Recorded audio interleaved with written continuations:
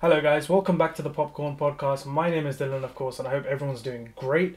Yesterday, as of when I'm filming this video, was the season finale of WandaVision, and it's about time I give my thoughts on the show. So without further ado, let's get straight into the video. So kicking things off with what I liked. This show represents Marvel very much taking a risk and doing something different, which is something I really appreciated straight off the bat.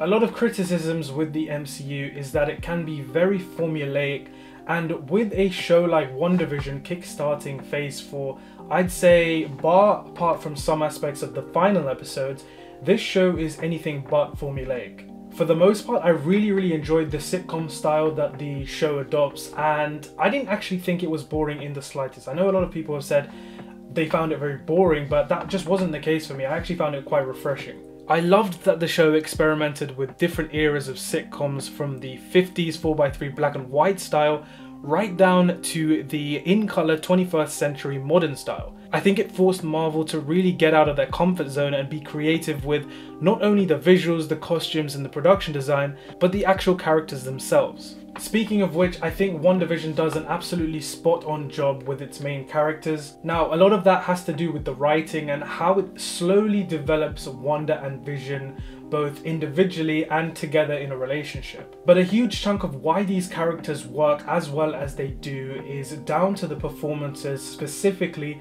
from Elizabeth Olsen and Paul Bettany. The two have such great chemistry together, and that's arguably the biggest reason as to why both the emotional and comedic elements of the show are executed so well. However, whilst I do think both characters are tackled really well, I would have to say that this is more of a Wanda Maximoff show as opposed to a WandaVision show. For me, I think that was definitely the right direction to go on, because even though I do like Vision as a character, Wanda has always been the more interesting of the two. I think she's one of the most tragic and complex characters, not just in the MCU, but in all of comic books, to be honest. One of my favourite episodes on the show, although not really advancing the plot that much further, was the second to last, where we get to see Wanda's whole backstory. One of my major criticisms with Avengers Age of Ultron was the fact that they introduced the Maximoff twins and then immediately kill off Quicksilver, not allowing us to feel the full weight of his death.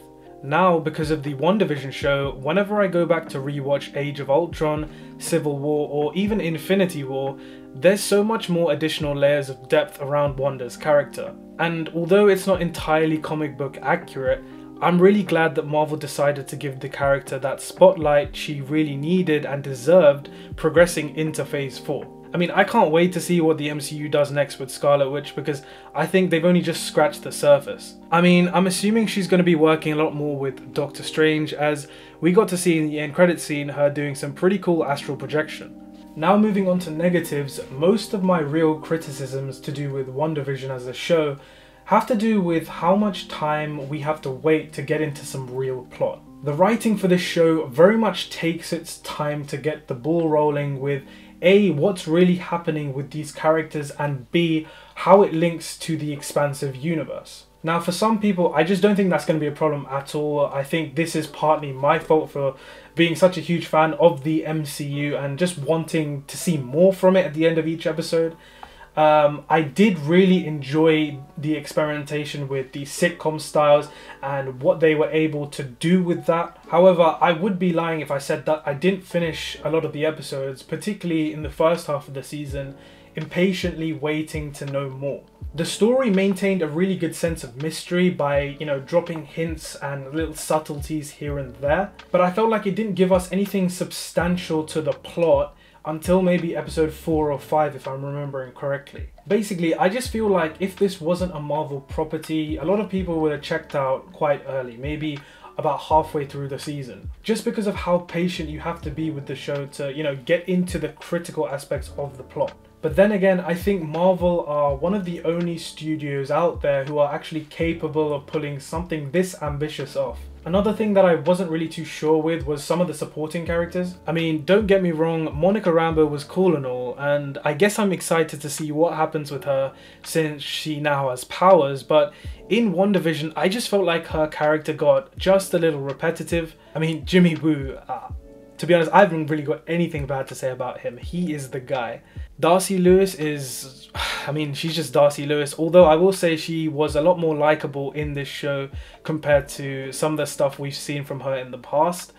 It was cool seeing Evan Peters back as Quicksilver, but I don't think it really did much for the show if I'm being completely honest. Initially, I thought that it was the first sign of the MCU bringing in the X-Men characters, but in the end it amounted to a disposable but nonetheless hilarious joke of one called Ralph Boner.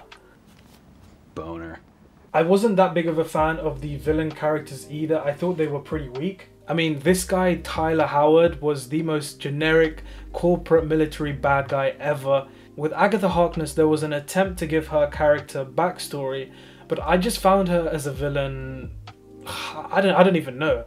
Of course they were going for a very cheesy, over-the-top vibe with her, and sometimes it worked, like the "it was Agatha all along" reveal, but in some other more serious moments I just found her character to be just a little underwhelming. On a side note though, did anyone else just get instant Incredibles vibes at this moment here?